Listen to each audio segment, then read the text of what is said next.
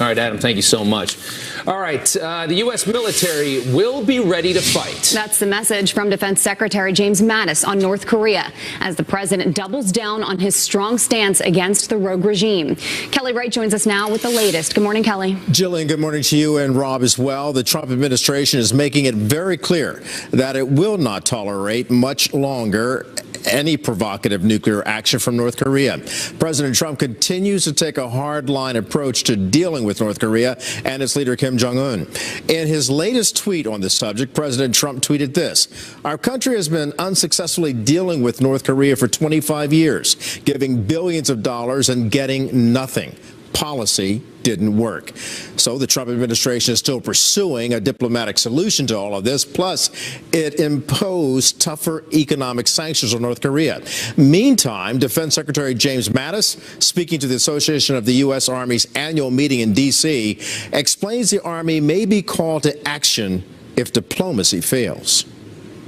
It is right now a diplomatically led, economic sanction buttressed effort to try to turn North Korea off this path. The international community has spoken, but that means the U.S. Army must stand ready.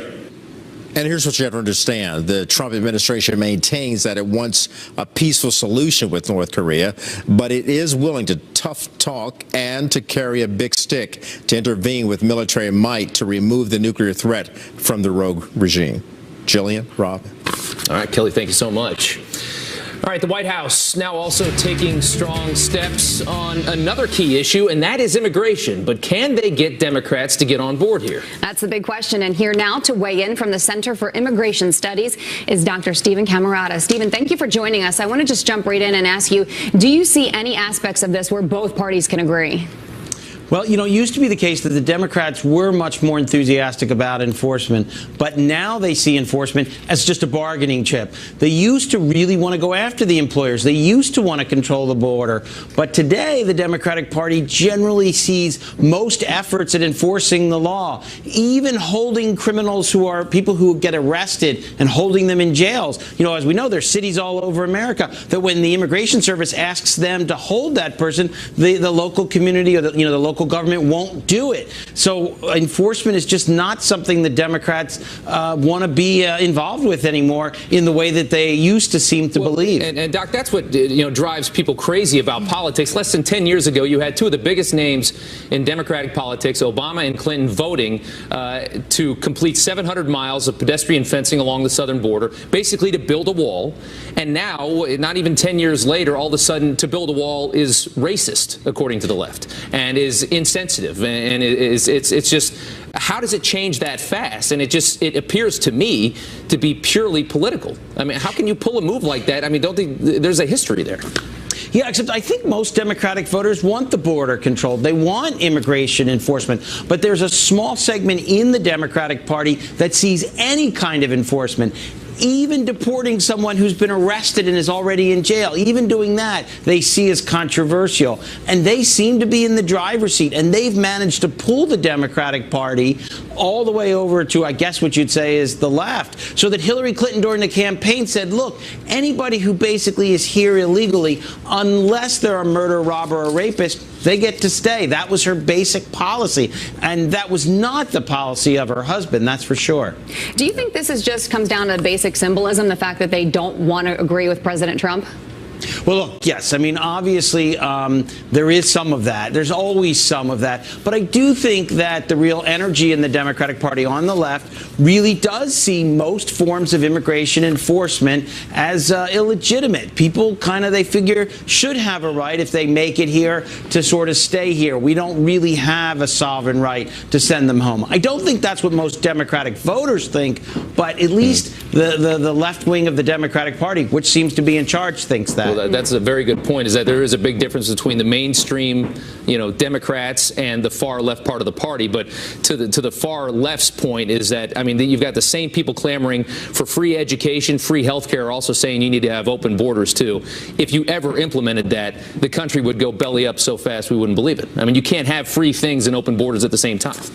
No, that's certainly true. All the things the Democrats care about, say they care about, like public education, like the working poor. One of the reasons we limit immigration is to make sure our schools don't get overwhelmed. One of the reasons we limit is to make sure there aren't so many workers at the bottom end of the labor market to push down wages. And there was a long tradition of the Democratic Party recognizing that things that progressive wanted were often in conflict with open borders. But that seems to have gone away largely within the Democratic Party. All right, Dr. Stephen Camarata, thank you so much for joining us this morning. Sure, thanks for having me. All right, thanks, Doc. 11 minutes after the hour, finally, a controversy-free night of football. How nice. All players standing for Monday Night Football's national anthem. And this morning, Mike Ditka has a message to those who want to continue to sit or kneel during the anthem. Remember when Kathy Griffin thought it was funny to behead President Trump? How can we forget this image? Well, the disgraced comedian is back. What she did this time, that's come out. All right, welcome back. Remember Kathy Griffin, comedian Kathy Griffin's tearful apology for this photo with a bloody prop of President Trump's head? I went too far. I made a mistake, and I was wrong. No, she doesn't feel that way anymore. Griffin returning to the stage in Los Angeles wearing a mask of the president, we are told, waving her middle finger in the air and then taking a knee on the stage. There you have it. Oh, boy. All right, an artist taking their own jab at President Trump with this giant pincushion. The artwork, part of a contest in Michigan and getting serious backlash, as you can imagine. It allows visitors to take a push pin and stick it anywhere on the caricature of the president. More than 10,000 pins have been jabbed. It did not win the competition. Well, guess what? We saw our first Monday Night Football action where there wasn't too much controversy on the sidelines during the anthem. Remember when football was just football? And you didn't have to think about this crap I do, actually. in the middle of a football game? Yeah, everyone stood last night, yeah. Which is the first time, I think, all season that's happened, that I've seen it happen anyway. Yeah, and it's been a tough topic for the NFL. And actually, Jerry Jones, the owner of the Dallas Cowboys, came out and told his players they're going to get benched if you don't stand for the anthem. And the president actually thanked the owner of the Dallas Cowboys for that in a tweet. Let's go ahead and pull that up here. A big salute to Jerry Jones, owner of the Dallas Cowboys, who will bench players who disrespect our flag, stand for anthem, or sit for game. Yeah, listen, Jerry Jones from the beginning, from last season, has been pretty adamant about not wanting to be involved in this, not wanting his players to be involved in this. So I will admit I was a little surprised a couple weeks ago, I think it was week 3, when Jerry Jones partook in the demonstration, I'll call it. I won't even say a protest. Right. When they took a knee before the national anthem, and then they stood up. That surprised me. And now the fact that just a couple weeks later he's coming so hard on this, I'm kind of wondering, like, just... Yeah, well, I think Stick with your opinion. he's trying. Well, I think he's trying to find that middle ground where it's like there is a discussion to be had about police brutality, but there's also a country that needs to be respected as well. These two things don't have to happen in the same 2 minutes. You know, you don't have to kneel for the anthem just because you believe in something. Right. By the way, Jerry Jones did say, there's a quote in here, an article I was reading this morning, saying that he's removing everything from this. He's removing politics. He says, what I have the right to say is who's on that football field. So he's pretty adamant about this at this point. It's very interesting. And here's Burgess Owens. We've had him on a number of times, who's had a pretty tough stance on this whole thing. Let's listen to what he had to say.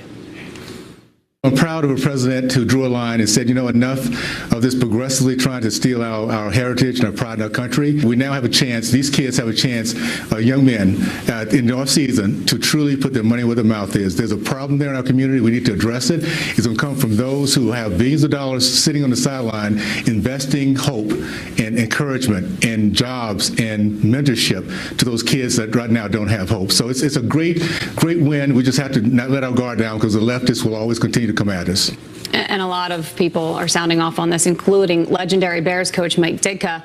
Here's what he had to say. We have sought for you that we can read. He says, when you want to protest, protest when the game is over. Football has been so good to these guys. Enjoy it. Have fun with it. I don't care who you are, how much money you make. If you don't respect our country, then you shouldn't be in this country playing football. And he said that on Monday Night Football. Yep, and he on says, ESPN. He says, go to another country and play football. If you had to go somewhere else and try to play the sport, you wouldn't have a job. If you don't respect this flag and this country, then you don't know what this is all about. I would say adios. Some pretty tough words. I'd say that's well said. I mean, the game's a little different nowadays. Yeah. The players are a little different nowadays. Like, you talk to a lot of these guys who've been in the game many years ago, and their opinion is very strong about that. And I feel like a lot of the younger guys can learn a lot by listening to them. Yeah, well, the country's changed a lot since Mike Ditka was the coach of the Bears. The Bears. All right. It is 19 minutes after the hour right now. Pulled off the air, an ESPN host suspended for attacking America's team and the president. And apparently it's a crime to have pro-life beliefs. Twitter now deciding it's offensive, and they're going to censor that. Carly Shimp is here with some outrage online. That's coming up next. All right, welcome back. And benched. The ESPN host who once accused President Trump of being a white supremacist, now on the sidelines yet again for making another controversial comment on Twitter. Carly Shimkus with Fox News Headlines 24/7. Sirius XM 115 is here with the growing controversy that people can't stop talking about. Yeah, the story of Jemele Hill and her politically charged tweets continues. So ESPN has suspended her for 2 weeks after she slammed Cowboys owner Jerry Jones on Twitter for saying that he would bench any player who does not stand for the national anthem. So here are the tweets that got Jemele Hill in trouble. She says, Cowboys have a huge national following. Lots of black and brown folks are Cowboys fans. What if they turned their backs on them? If the rationale behind Jerry Jones's stance is keeping the fan base happy, make him see that he underestimated how all of his fan base feels. Or how about not patronizing the advertisers who support the Cowboys? You can watch and do that, right? Well, a few weeks ago, Jemele Hill, of course, made headlines for calling President Trump a white supremacist on Twitter. She was not punished then, but she was handed a 2-week suspension this time because ESPN says she violated their social media policy for a second time. But some people on social media say that ESPN didn't go far enough. This person says, if you ask me, she deserves more than a 2-week suspension, calling that outrageous. Another Twitter user said she should be fired, not just suspended. On the other side of that are people like Al Sharpton and Rosie O'Donnell who have come out on social media saying that they're outraged that she was suspended and she should be allowed to say how she feels on Twitter. And to my knowledge, we still don't know if she's suspended with or without pay. Yes, yeah, we do not know if she's going to be paid within this period of time or if she's going to have to take a 2-week pay cut. Yeah, you're absolutely right about that. The edit from Twitter on this one, I just couldn't believe the line that they cut out. Yeah, and just we're blew about my to play mind. it for you. Yeah. So Twitter is under fire for blocking Congresswoman Marsha Blackburn's Senate campaign ad because of this line about Planned Parenthood. Take a listen. I'm 100% pro-life. I fought Planned Parenthood and we stopped the sale of baby body parts. Thank God. So baby body parts got that ad banned from Twitter. So a Twitter spokesperson told Blackburn's campaign that that line was deemed inflammatory and will likely evoke a strong